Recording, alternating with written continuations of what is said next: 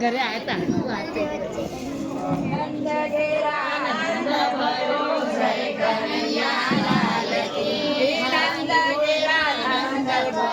જય કનૈયા લાલ કી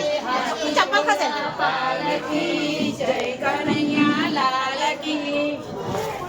જય કનૈયા લાલ કી હાથી ઘોડા પાલકી નહીં આંટી નહીં તમે કે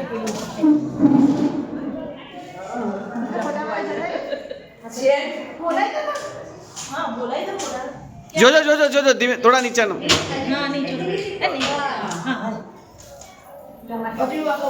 વચ્ચે